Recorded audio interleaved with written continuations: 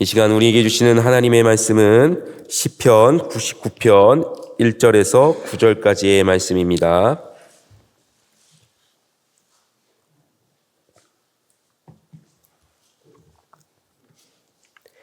시편 99편 1절에서 9절까지의 말씀 우리 교독하시겠습니다. 여호와께서 다스리시니 만민이 떨 것이요 여호와께서 그룹 사이에 자정하시니 땅이 흔들릴 것이로다.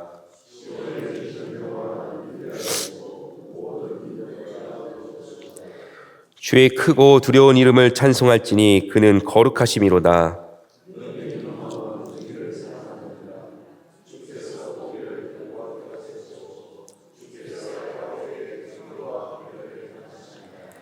너희는 여호와 우리 하나님을 높여 그의 발등상 앞에서 경배할지어다. 그는 거룩하시도다.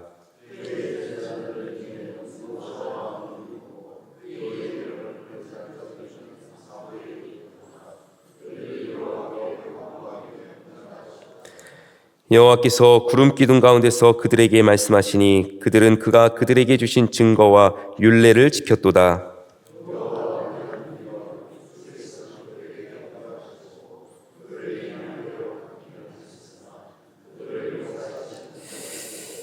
함께 읽겠습니다. 너희는 여호와 우리 하나님을 높이고 그 성산에서 예배할지어다.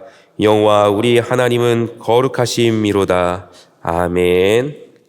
오늘도 말씀 안에서 하나님의 뜻을 깨닫는 시간 되기를 소망합니다. 네, 오늘 시편 99편의 말씀을 통하여 우리가 생각해 보아야 할 주제가 있습니다. 그것은 바로 예배란 무엇인가입니다.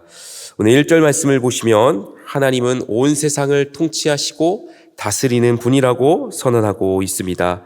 그러면서 그 하나님의 통치 앞에서 세상의 모습이 어떤 모습인지를 표현하고 있습니다. 그것은 바로 땅이 진동하고 흔들린다라고 그렇게 표현하고 있습니다.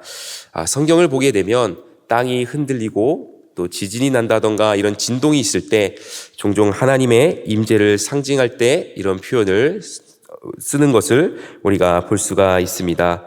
그래서 오늘 시편 99편은 온 세상을 다스리시고 통치하시는 왕이신 하나님의 위엄을 노래하는 시다라고 우리가 이야기할 수가 있습니다. 그런데 2절 말씀을 보시게 되면 하나님의 임재가 시작하는 곳이 있습니다. 2절의 말씀에 보시면 하나님께서 시온에 계신다라고 그렇게 말씀하고 있기 때문이죠. 그러면서 이 시온이라는 장소는 바로 하나님이 자신의 백성 이스라엘과 함께하기 위하여 택하신 장소입니다. 그런데 오늘 이 말씀에서는 단순히 장소의 의미보다 더 깊은 의미가 있습니다. 그것은 바로 하나님은 자신의 백성 가운데 임재하시는 분이라는 것입니다. 하나님은 우리가 어떤 건물에 담아낼 수 있는 분이 아니시고 또 하나님은 무소부재하신 분이시기 때문에 그 하나님은 언제나 우리의 상상을 초월하시는 분이죠. 그런데 그 하나님은 이 시온이라는 한 장소에 계시는 것이 아니라 바로 자신의 백성 가운데 임재하시고 그 백성을 통하여서 온 열방 가운데에 하나님의 다스림이 선포된다라고 우리는 그렇게 이해할 수가 있습니다.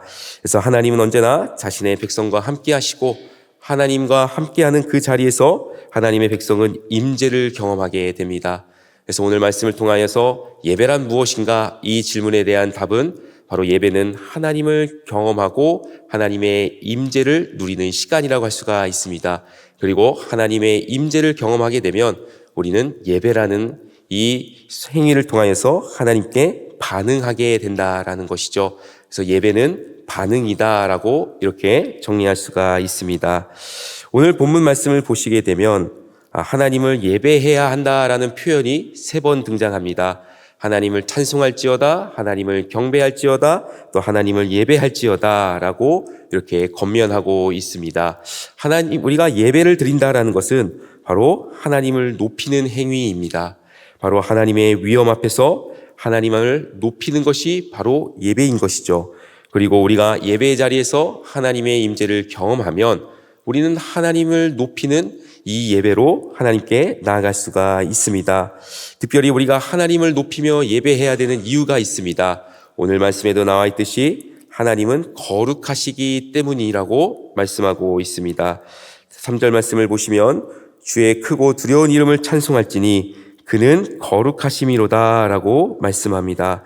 하나님은 두려우신 분이시고 또 하나님은 거룩하신 분이시다라고 말씀하고 있습니다. 그래서 우리는 그 하나님을 높여야 한다라는 것이 오늘 이 말씀이 우리에게 주고 있는 권면인 것입니다. 개인적으로 이 거룩하심이라는 이 단어를 생각할 때에 이 단어가 갖는 정의를 떠올리게 됩니다. 이 거룩이라는 말은 여러 가지의 뜻을 가지고 있지만 개인적으로 와닿는 정의는 하나님의 하나님 되심이다라는 표현이 있습니다. 무슨 뜻인가 하면은 거룩이란 말은 하나님 외에 다른 어떤 것에게 붙일 수가 없다라는 것이죠.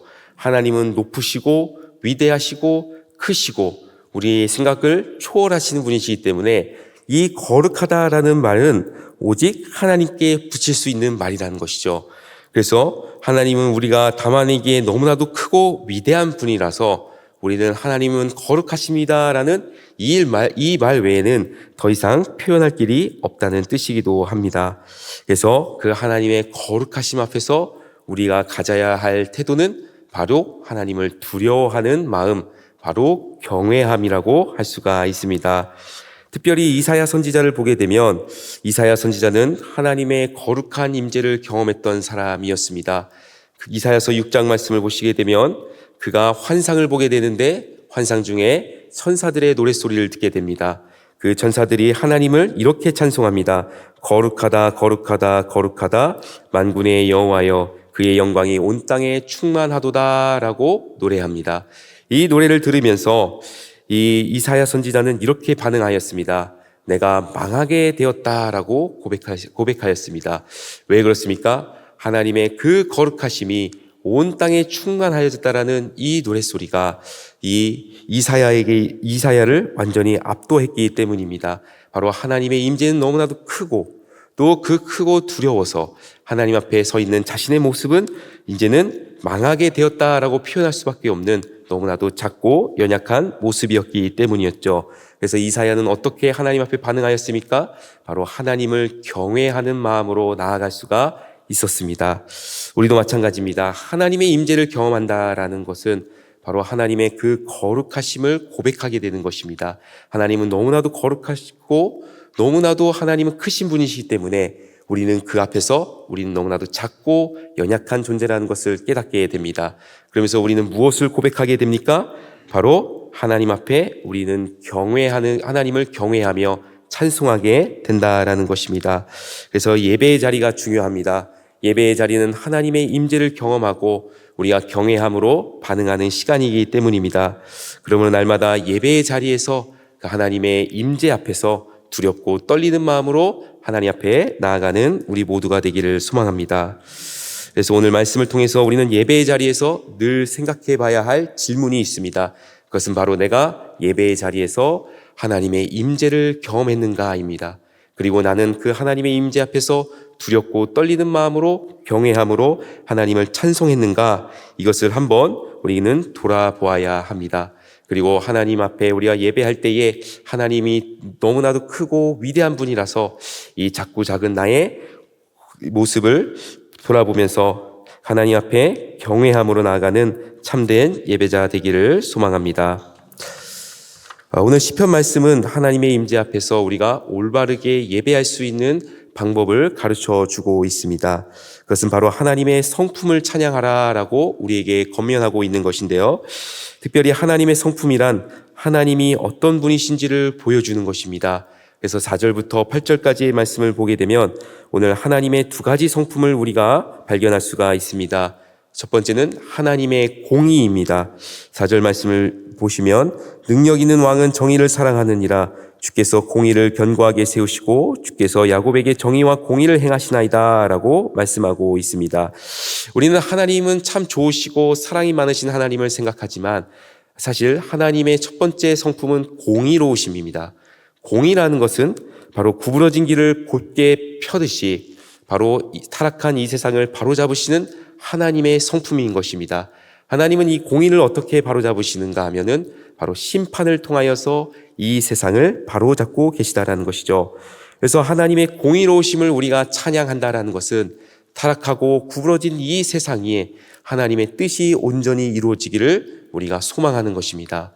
그리고 우리는 이 공의를 찬양함으로써 바로 이 제약된 세상 가운데서도 우리를 보호하시는 하나님을 우리는 경외하게 된다라는 것입니다. 그러므로 날마다 하나님의 공의로우심을 생각하시면서 하나님의 뜻이 이 세상 가운데 이루어지기를 소원하는 마음으로 그렇게 하나님 앞에 예배하시기를 바랍니다. 두 번째 하나님의 성품은 바로 사랑입니다. 특별히 오늘 말씀에서 하나님의 사랑은 용서하심을 통해서 나타난다라고 말씀합니다. 하나님은 사람들을 심판하시지만 그러나 용서하시는 하나님이라고 8절에서는 우리에게 말씀하고 있습니다. 이스라엘 백성들을 한번 생각해 보면 이 말씀의 의미를 우리가 더 깊이 새겨볼 수가 있습니다. 이스라엘 백성들은 하나님 앞에 범죄하여 불순종한 백성들이었습니다. 하나님의 공의로우심으로 한다면 그들은 심판을 받고 벌을 받아야 하지만 그럴 때마다 그들은 하나님의 용서하심을 경험할 수가 있었습니다. 그 이유는 바로 6절 말씀에 나와 있듯이 모세와 아론, 사무엘과 같은 중보자들이 있었기 때문이었죠. 하나님이 이들의 기도를 들으시고 하나님이 바로 이스라엘 백성들을 향한 진노를 거두셨다라는 것을 우리는 성경을 통해서 알 수가 있습니다. 그래서 용서를 받은 이스라엘 백성은 다시 하나님과 올바른 관계를 맺으며 하나님의 말씀에 순종하는 백성으로 살아갈 수가 있었습니다. 우리도 마찬가지입니다. 죄로 인하여 하나님을 떠났던 우리이지만 그러나 바로 예수님께서 우리를 위하여 십자가에 대신 죽으심으로 우리가 용서함을 얻었습니다. 그러므로 우리가 예배의 자리에서 항상 우리의 마음의 중심에 있어야 할 것은 바로 예수님의 십자가입니다. 그 십자가를 통하여서 우리가 용서함을 얻었고 그래서 그 용서함을 받은 우리는 날마다 하나님 앞에 예배해야 하는 것입니다. 그리고 그 십자가는 또한 하나님의 공의를 보여줍니다. 죄로 인하여서 하나님의 심판을 받을 수밖에 없는 죄인이었지만 그 죄를 바로 예수님께서 친히 담당하셨기 때문입니다. 구부러지고 어그러진 우리를 하나님께서 고치시고 올바른 길로 걸어가게 하셨다는 것을 우리는 늘 항상 깊이 새겨야 합니다. 그래서 십자가를 날마다 마음의 중심에 두시고 하나님을 예배하시기를 바랍니다. 공의로우시고 사랑이 많으신 그 하나님을 찬양하며 나아갈 때에 하나님의 임재를 경험하는 우리 모든 성도님들 되시기를 바랍니다. 그리고 하나님의 그 임재를 경험할 때마다 하나님의 거룩하심 앞에 경외함으로 서시기를 바랍니다. 그래서 늘 하나님을 향한 찬송이 우리 마음 가장 깊은 곳에서부터 흘러나와 하나님을 기쁘시게 하는 예배자로 살아가기를 주님의 이름으로 축복합니다. 아멘. 네, 기도하겠습니다. 우리의 예배를 받으시기에 합당하신 하나님 아버지, 이 시간 하나님 앞에 경외함으로 서기를 원합니다. 크고 위대하신 하나님의 임재 속에서 날마다 예배하는 백성 되게 하여 주시옵소서. 늘 하나님의 은혜를 찬송하는 예배자가 되고 하나님을 예배할 때마다 하나님의 거룩한 임재를 경험하게 하여 주시옵소서. 무엇보다 두렵고 떨리는 마음으로 하나님 앞에 서기를 원합니다. 하나님의 그 크심 앞에, 위엄 앞에 하나님을 두려워하는 마음으로 날마다 예배하게 하여 주시옵소서. 우리가 드리는 예배의 자리가 너무나도 익숙하여서 그것을 가볍게 여기는 것이 아니라 늘 경외하는 마음을 잃어버리지 않도록 우리의 마음을 붙잡아 주시기를 원합니다. 하나님의 뜻이 온전히 이루어지고 또 하나님의 그 한없는 사랑으로 날마다 하나님의 말씀에 순종하는 주의 성도 되게 하여 주시옵소서. 또한 오늘 기도의 자리에서 하나님 앞에 기도할 때에 우리의 마음속에서 하나님을 향한 예배하는 마음, 또 하나님을 찬송하는 마음 주시고 기도할 때 힘을 더하여 주셔서 오늘도 살아계신 하나님을 우리가 경험하게 하여 주시옵소서. 감사드리며 예수님의 이름으로 기도드립니다. 아멘.